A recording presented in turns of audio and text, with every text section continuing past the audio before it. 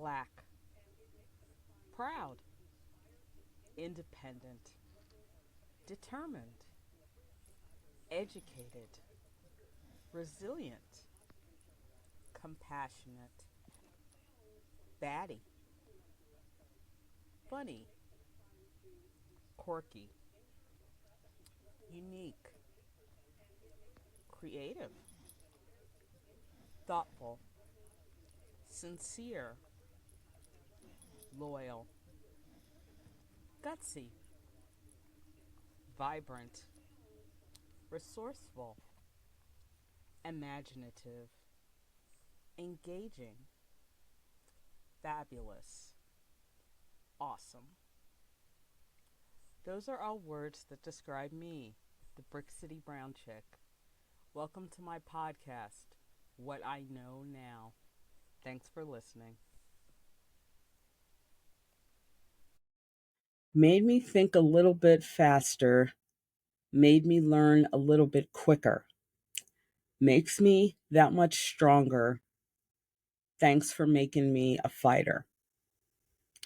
Welcome back, everyone, to What I Know Now. This is episode 23, Gen X Trauma. The lyrics I mentioned at the beginning of the episode are from Christina Aguilera's 2003 song, Fighter.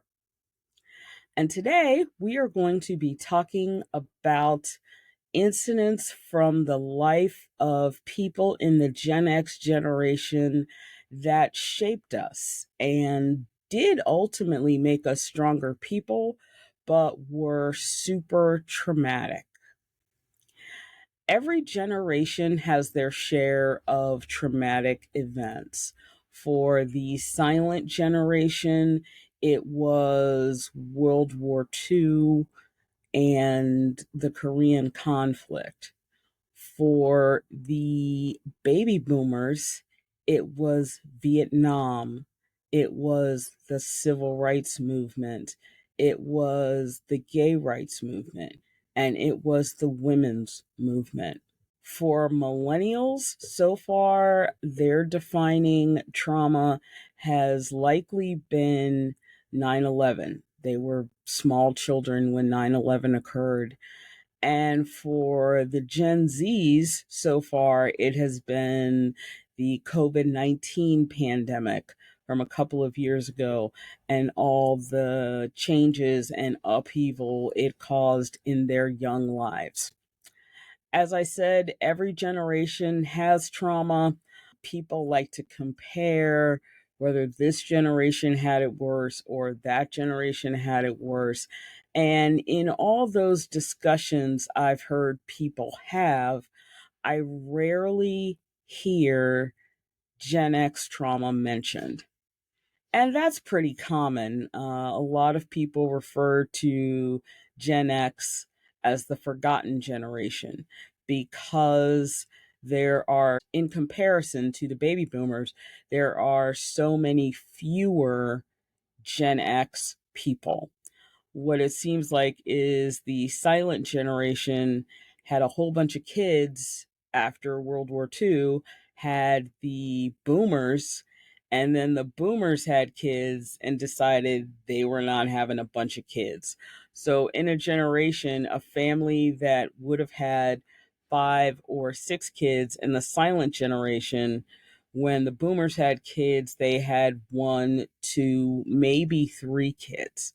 So that's a huge change in just one generation. So Generation X is frequently forgotten when people start talking about practically anything, honestly.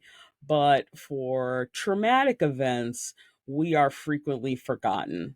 So today I'm going to talk about a few events that were traumatic for Gen X as a whole, and these are specifically for me. These are events that I remember very clearly. I debated on what order to place these in because do you do it by timeline or alphabetically, or do you try to do it by importance? What I finally decided was to do it chronologically. So I'm going to go through these events as they happened in terms of time. I'll highlight how old I was when this happened and what effect it had on me and my life. So, number one, we're going to start out with Jonestown, which happened in November 1978. I was 8 years old when Jonestown happened. If you're unfamiliar with any of the events I mentioned, please Google them. It's super important that people understand what these events were. The short explanation of Jonestown is there was a minister named Jim Jones who started a church called the People's Temple. And what the People's Temple was about on its surface was about mixing the Bible with socialism, with equality. So the People's Temple was racially diverse, was sexually diverse, and it was formed in the 1960s. So that was a pretty radical notion for its time. The problem is Jim Jones was a narcissist and a sociopath, and everything was really all about him. And when he began to be investigated by various organizations in California, he decided to move his temple, meaning his people, to a place called Jonestown, Guyana. Now, it wasn't always called Jonestown. That's the name the town was given after him. Jim Jones became Jonestown. He took nearly 1,000 of his followers to Guyana, and ultimately, a U.S. congressman named Leo Ryan kept hearing rumors from family members of people who had gone to Jonestown, who had not heard from their family members and who were concerned and worried. So Congressman Ryan went to Jonestown to see what it was all about. Jim Jones put on a show for him, made him think that everybody was happy and thrilled and didn't want to go home. But over the couple of days he was there, Congressman Ryan was slipped notes from members of the People's Temple who wanted to go home. So about 25 of these people left with him. They were on the tarmac in Jonestown, and Jim Jones sent his henchmen to try to kill everyone. Now, some people escaped into the woods, some people survived, but Congressman Ryan was killed. And when you kill a U.S. congressman, even Jim Jones knew that there was no way they would continue to survive, even in Guyana. So he mixed up poison punch filled with cyanide, and more than 900 of his members were killed via this poison punch. Now, a couple of things I want to clarify about Jonestown, because whenever people say these things, it always bothers me. From Jonestown is where the phrase drinking the Kool-Aid comes from. And what we mean today when we say that is somebody's been brainwashed or somebody's been mind melded. They believe something that's ridiculous. So for years, the story out of Guyana was that the members of the People's Temple drank poison Kool-Aid. Okay, that's not accurate. What they drank was a Kool-Aid knockoff called Flavor Aid. So the term drinking the Kool-Aid is based on a wrong assumption. The bigger issue that came out of Jonestown was there was debate for several years about whether these people voluntarily killed themselves or whether they were forced to kill themselves. More than a third of the 918, I believe, people who were killed at Jonestown were children. and the children were killed first. The parents were told to give the children the poison first and then take it themselves. One of the things that didn't come out for many years is that Jonestown was surrounded by Jim Jones henchmen with guns. So the people who refused to drink this poison were shot. So the story that was told for years is that, these people were brainwashed and they were crazy and they would do anything Jim Jones wanted, and they all just voluntarily killed themselves, and that's what happened. And that's not what happened. And so for 40 odd years, the families, the relatives of the People's Temple victims had to live with this horrible story that their relatives just all volunteered to die for Jim Jones. And that's not what happened. But I remember seeing the film on television as a 9-year-old kid of all these people dead. And I just could not understand it. And so my parents had to explain to me what a cult was and what mind control was, and how if you give over your free will to someone else, they can put you in circumstances that you cannot control. And so 8 years old was a very young age to learn that lesson, but it helped me make more sense of other things that I would come to learn, things like the Manson family. Jonestown helped me understand how Charles Manson had gained such control over young people. So that's what I learned from Jonestown. The second event is much more lighthearted. It was the original royal wedding in July 1981. I don't remember how many millions and millions of people watched Prince Charles marry Princess Diana. I just know that I was one of them.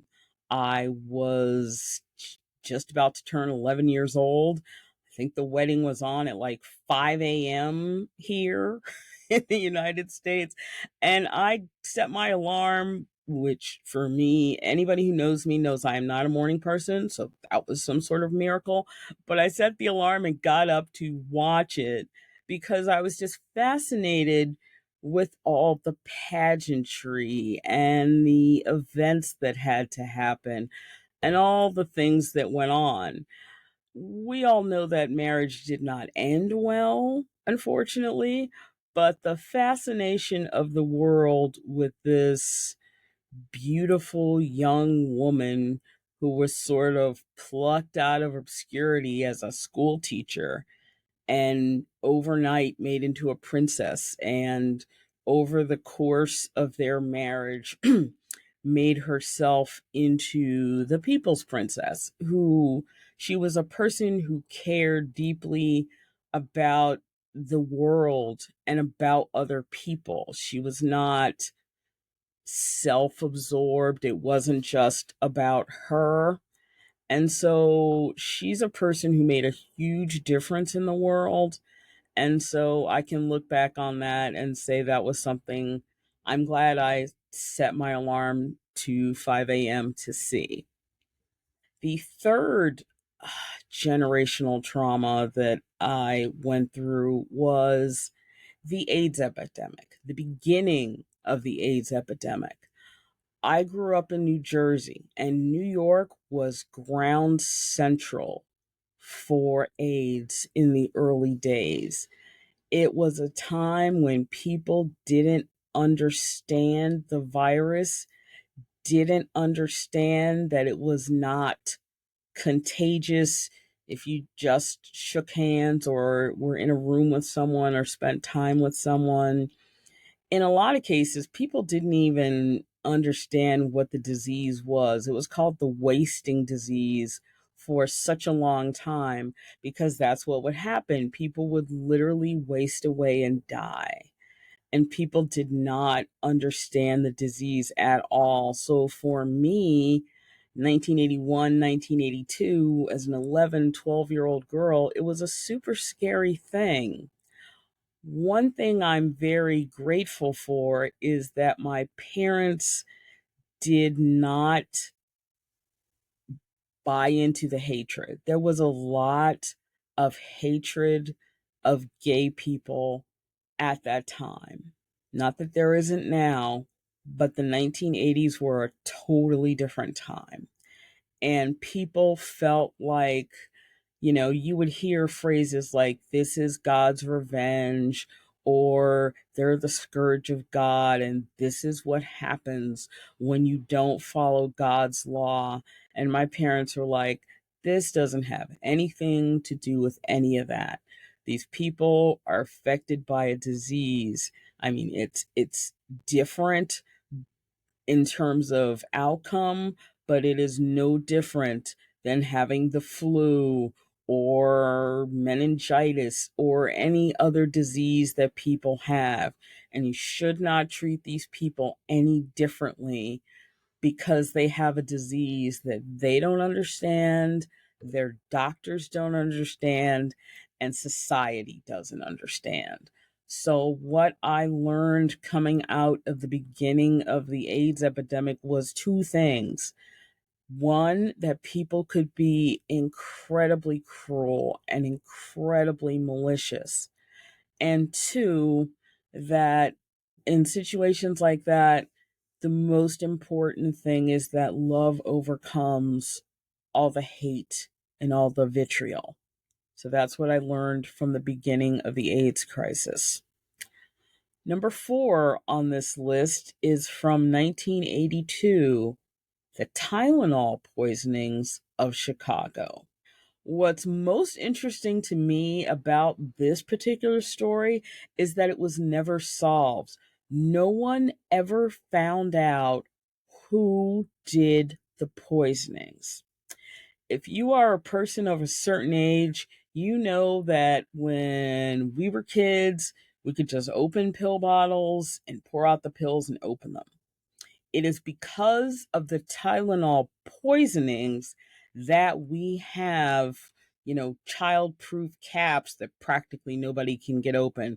And if you have a new bottle of medication, you've got to pull the foil off and take the cotton out. That traces back to this case.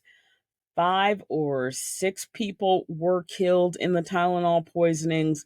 And what happened is pills like Tylenol used to come in what we call capsules. And capsules were things you could pull apart, and the medicine was inside.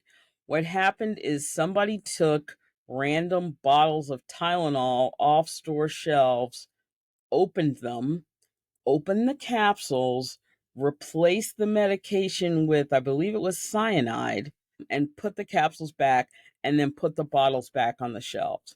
So 5, 6 random people who didn't know each other, who weren't related, who didn't know anything about this, bought these pills, took these pills, and died. So that was super scary as a child because you're like, okay, you can be minding your own business, have a headache, take a pill, and die because somebody wants to tamper with medication. So that was kind of my generation's first introduction into food tampering and food poisoning and how dangerous that was. And so that was just a super interesting incident. November 1982 gave my generation one of the greatest albums ever made, and that was Thriller by Michael Jackson. The hype for that album was indescribable. You have to think back to these were the days before social media, before the internet, before TikTok, before any of that. And that album sold millions and millions and millions of copies. It spawned videos, the likes of which people have never seen before or since. Michael Jackson's record company spent a crazy amount of money on his videos, And that was a time with MTV and videos that will never come again, when MTV was new and they were playing all these crazy videos. What was super interesting in the early days of the popularity of people like Michael Jackson and Prince is that initially MTV refused to play videos by Black artists except late at night.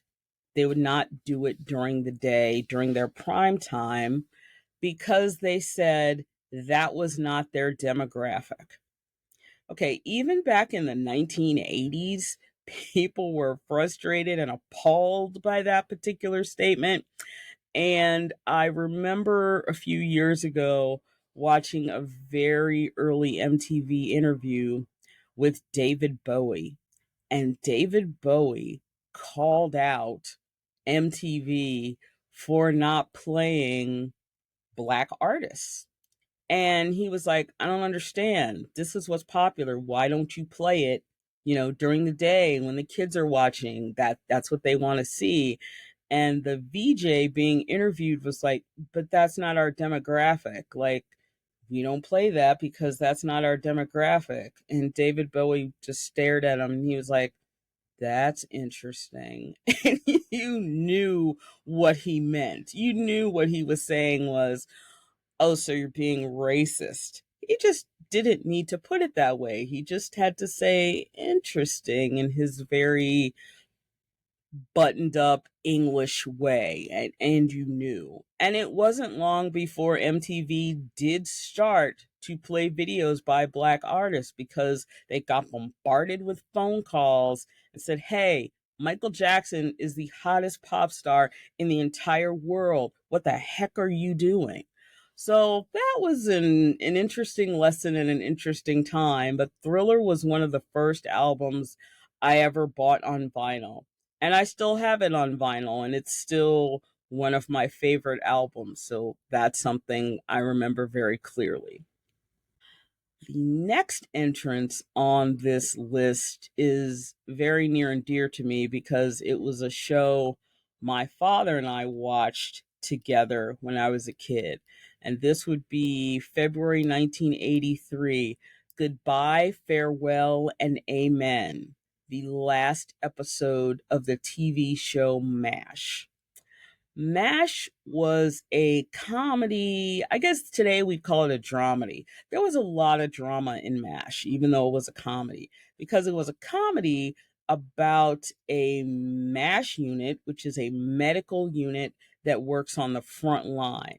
And MASH was specifically about the Korean War. So it's about a MASH unit trying to survive in the middle of Korea where people don't speak English, they don't speak Korean, and trying to save soldiers and trying to get them stitched up to either go home or go back to the front lines. And so it was a fascinating TV show, especially to have been so popular in the 80s. MASH was consistently in the top 10 of TV shows. It was super interesting because at that time the Korean War, or what it's commonly called the Korean conflict, was something that people didn't talk about. Lots of people talked about Vietnam because there was so much protest and so much hatred around that particular war. But it was kind of like people would talk about World War II and they would talk about Vietnam, but people would not talk about Korea and what went on there. And my father was a Korean War veteran. He served 2 tours in Korea, specifically in a MASH unit. Now, that's something I didn't find out until years later. I was probably 15 or 16 when he finally told me he worked in a MASH unit. As a kid, I just thought he enjoyed the show like I did. I just thought it was one of those super cool, funny, interesting shows. I did not realize that he had an emotional attachment to it. And he said the dramatic episodes and scenes were very real for him and brought back very real memories. So I really clearly remember the two of us watching the final episode of MASH together. From July 1985, Live Aid. If you were alive and probably over the age of 7, I guess, when Live Aid happened, it was such an unbelievable event. The short explanation is Bob Geldof, who is a British musician, decided to put together a show to raise money for Ethiopia. The country of Ethiopia was going through a horrible famine in the 80s, and he wanted to raise money for that. So he gathered together all of his musical friends and then some and staged a 2 continent 12-hour concert. So half the concert happened in London and half the concert happened in Philadelphia here in the United States. And everybody who was anybody at that time played Live Aid. Live Aid is known for a lot of famous musical moments and duets and all sorts of other things. One of the things it is most known for is that it was the last big live performance for the band Queen before Freddie Mercury died of AIDS in the early 1990s. So that was one of the last big shows that Queen ever did, live shows, and they killed it. They were fabulous. Most people who saw Live Aid, whether they were there in person or saw it on television, will tell you that their absolute favorite performers of that day was Queen. So Live Aid was just an amazing thing to see. Live Aid spawned a lot of similar type shows and fundraisers. Years later, Willie Nelson and John Mellencamp developed Farm Aid. Farm Aid went on for several years, which raised money to help farmers. And so, sort of the genesis of shows like that was Live Aid. So, that was amazing to witness. In January 1986, I was a sophomore in high school, I believe. Yeah, sophomore, I was 16. And I, like many other students of various ages, was in school watching television, which is something that they rarely let you do in Catholic school. But we were watching the takeoff of the Space Shuttle Challenger. And the reason that was such a big deal for school students is because Christina McAuliffe was one of the mission specialists on that mission. She was a school teacher, and she had been chosen out of thousands and thousands of school teachers who applied to this to train with NASA to go up in the Challenger. And the Challenger exploded on live television in front of millions and millions of people, a lot of them school children, including her students from the school she taught at. And it was such a horrible, horrific thing to see and try to understand in real time. It's like we all saw it happen. We all know it just disintegrated and shattered into pieces. But the aftermath of trying to understand what you saw and what it ultimately meant was just almost incomprehensible. And I was 16. I was not a small child. So I cannot imagine the trauma that inflicted on young children, on 10-year-olds, on 8-year-olds, on 6-year-olds. I mean, when you saw your parents crying and your teachers just melting down, it was such an incredible, unbelievable situation. In that similar vein, in April of that same year, April 1986, was Chernobyl. Chernobyl was a nuclear plant in what used to be Russia, but is now the Ukraine.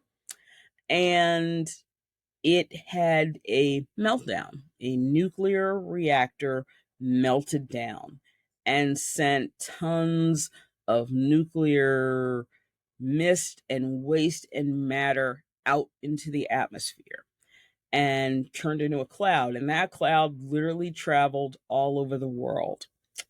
The huge concern about Chernobyl when it happened is Russia was still living under a great deal of secrecy left over from the Cold War. So initially, Russia and the Ukraine would not even admit that there was an accident. They would not admit that it happened, even though other countries had scientific equipment to show that it happened and how big the explosion was and what was happening to their environments, places like London and Madrid and in Finland and in Switzerland. The nuclear waste traveled and they knew what happened, but they were not going to get an honest answer from the Russians or the Ukraine. And so it was a very scary time. I'm not sure I can put this into real words. Ronald Reagan was the president of the United States at that time. He was big on the United States having its own defense system from, possible nuclear war.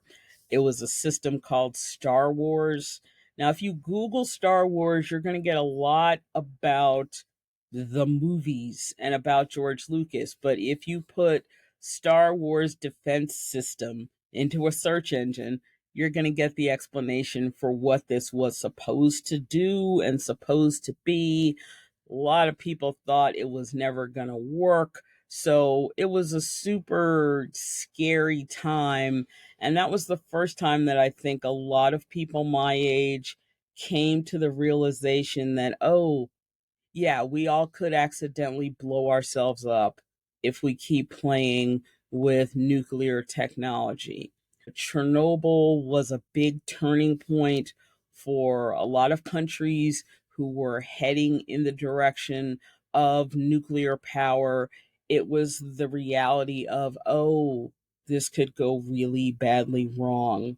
And so a lot of countries stepped back from nuclear power as a power source after that happened. The fall of the Berlin Wall. If you are younger than Gen X, if you're a millennial or a Gen Z, this is something you might have read in a history book, but people of my generation were actually there. I was in college when this happened. It was November 1989. And at that particular time when I was in college, I was the news director for the campus radio station. So I had a bunch of people that volunteered to be on my team, and we would cover the news. That's what we would do. So I was in the cafeteria listening to the news report from one of the reporters on my team, and they said that the Berlin Wall was being torn down by hand, brick by brick, by people in East Germany and people in West Germany. And the short history of the Berlin Wall is after World War II, the Axis powers sort of split up. So you had the United States on one side, you had the Russians on the other side. And so in the middle of the city of Berlin, the Russians put up a wall. And what the wall represented was the split between East and West, between communism and capitalism slash socialism. So everyone who lived on the eastern side of the Berlin Wall lived under communism, and everybody who lived on the western side of the Berlin Wall lived under either capitalism or socialism. And it was not only a physical divide, but it was also an ideological divide, an emotional divide, like all those things. So when that wall came down, it was not just a physical representation of reuniting the city of Berlin, it was a representation of reuniting East and West, of people who had lived in the same city their whole life but could not freely travel east to west or west to east. So it was an amazing thing to see happen, to see the people who lived there with hatchets and hammers and sometimes with their bare hands tear down that wall and reunite Berlin and reunite Germany. And today, Germany is a very different place because that wall is no longer there. So that was an amazing thing to witness. The Central Park Five, which happened in April 1989. This was a huge story for America, but it was biggest in and around New York City because New York City is where it happened. The short story is a female jogger was attacked while jogging in Central Park, and she was beaten and sexually assaulted and left for dead. She did not die, she survived. She's still living, but she was beaten very badly. And through a whole series of complicated events, 5 teenage black men, boys, honestly, were charged with her rape and assault. They were intimidated. That's the best word I can use. They were intimidated into confessing. And all 5 of them were convicted, and all 5 of them were sent to jail. There were always questions, especially from the Black community, about the police tactics and what actually happened when they were interviewed with no lawyers and without their parents. And the New York City Police Department always just sort of shoved that away, shoved it under the rug, said, look, these are the kids that did it. They're in jail. Like, we're not talking about that anymore. The boys, for their part, did their time. Some did 5 years, some did 10 years, some did a little more than that. And they came out of jail professing their innocence and saying, they were intimidated into confessing that these were false confessions, that they did not commit this crime. And a lot of people at the time said, well, what else do you think they're going to say? Of course, they're going to say they didn't do it. No one wants to be known for being a rapist or for assaulting people or fill in the blank.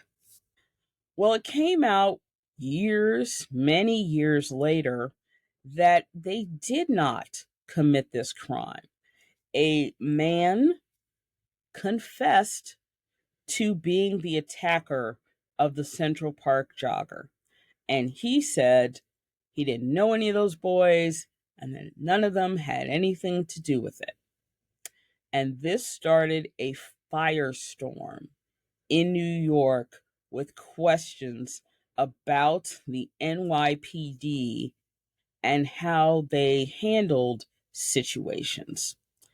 And today, the Central Park Five are known as the Exonerated Five because they were eventually exonerated and their records were cleaned because they did not commit this crime. But it was a very real, very tough lesson for me as a Black teenage girl that these kinds of things really do still happen. We were talking about the 1980s, but I was used to hearing stories about false confessions and about beating confessions out of people from the 1950s and the 1960s. So to be 20, 25 years past that point and be able to see for myself that these things really did still happen was very, very eye opening. The first World Trade Center bombing was February 1993. Everyone remembers 9/11. Everybody remembers September 11th, 2001, when the World Trade Centers were hit and they came down. Almost a decade before that, the World Trade Centers were bombed from underneath, from the parking garage, underneath the buildings. And hundreds of people were hurt. They had to evacuate the buildings, all that sort of thing. That was the first time that my generation really got to see what's called homegrown terrorism, terrorism on our own soil as Americans. We were used to seeing scenes from Europe, scenes from Northern Ireland and the Irish Republican Army, scenes from Beirut in Lebanon with the attack on American soldiers.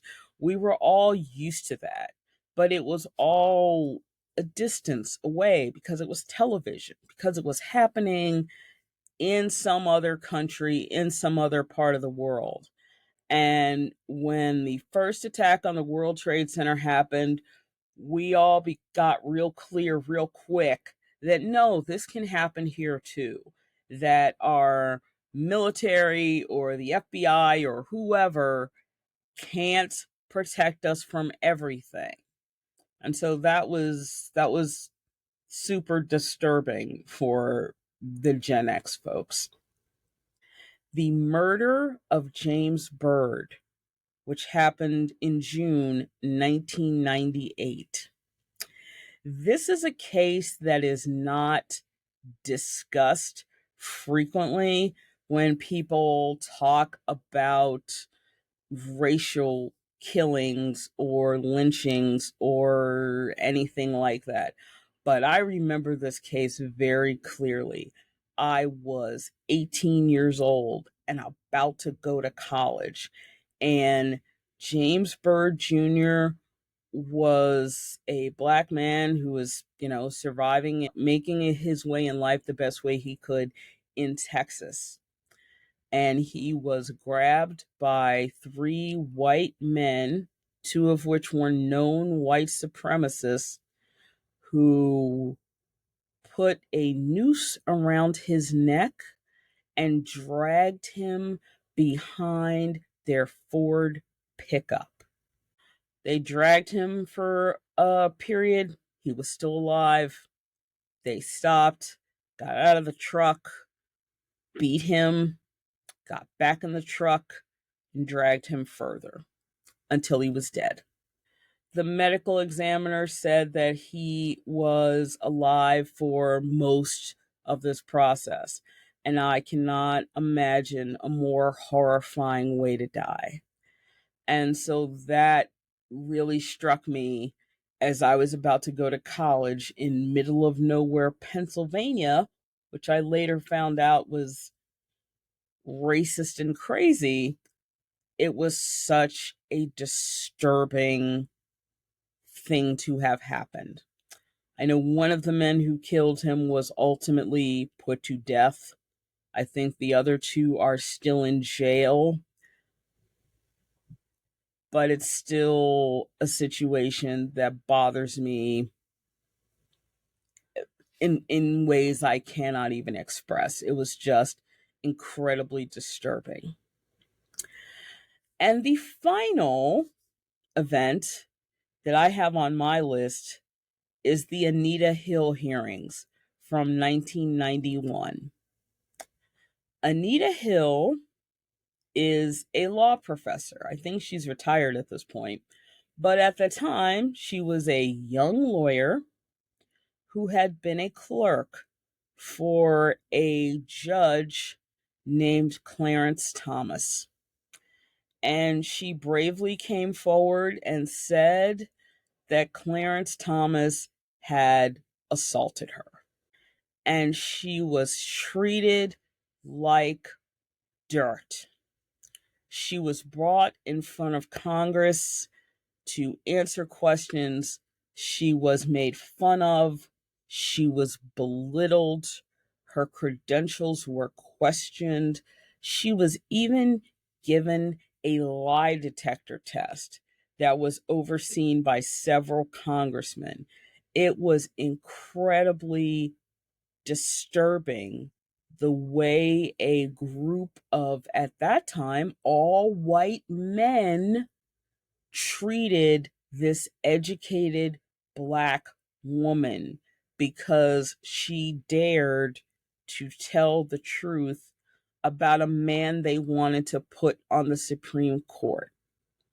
From the perspective of Black people in America, most Black people at the time, I remember this very clearly, were just flat out offended by Clarence Thomas being nominated to the Supreme Court to replace the retired Thurgood Marshall. If you don't know the history of Thurgood Marshall, please look it up. But basically, Thurgood Marshall was the lawyer who argued for the NAACP in a case called Brown versus Board of Education, 1954. And what that did was outlaw segregation in schools. That's what Brown v. Board of Ed did. Thurgood Marshall was the lawyer who successfully made that argument in front of the Supreme Court. Thurgood Marshall had a long history as a jurist before he came to the Supreme Court and while he was on the Supreme Court. He was a man who was very conscious of who he was and where he came from. And so, for many in Black America, the thought that the Bush administration, and this was Bush Sr., would perform such a slap in the face to Black people as to put Clarence Thomas on the Supreme Court was beyond offensive. Now, Black people have been offended ever since about Clarence Thomas. It's so interesting the things that have come out about Clarence Thomas in the last few years that have made Black people go, duh, we already knew that. We already knew he was a self loathing Black man. We already knew that he had no respect for Black people and institutions. We already knew all this. We knew this when you nominated him because we looked at his record. So the fact that Anita Hill was treated so awfully, and it turns out 30 years later that she was the canary in the coal mine, she was the person going, hey, bad idea, bad idea. And nobody wanted to listen to her was just super traumatic to me as a Black woman, but also just fundamentally as a woman. It really did help me understand when I hear all the statistics about how women don't come forward when they are assaulted or attacked. I had a much better understanding of why, because who would want to put themselves through that in any way, shape, or form?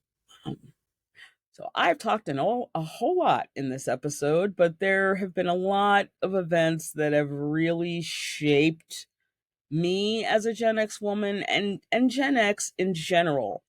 I think people look at us when they do look at us, when we're not being ignored, and say, you people don't, you have a tendency not to have like crazy meltdown reactions to things.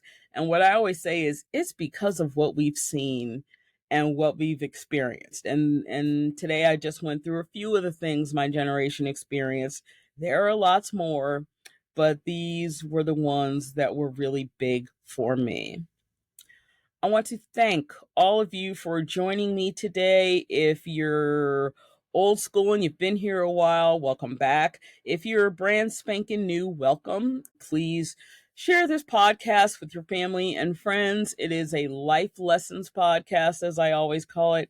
Lessons I have learned over the course of my life that I appreciate sharing with you so that other people can hopefully learn and either do things differently or embrace who they are. You can catch this podcast every week on YouTube. New episodes come out every Thursday. If you go to YouTube and you type in Brick City Brown Chick, all now 23 episodes of this podcast will come up, and you can listen to me either wax poetic or talk about things that irk my soul through all these different episodes. So thank you again, and I will see you next week. Bye bye.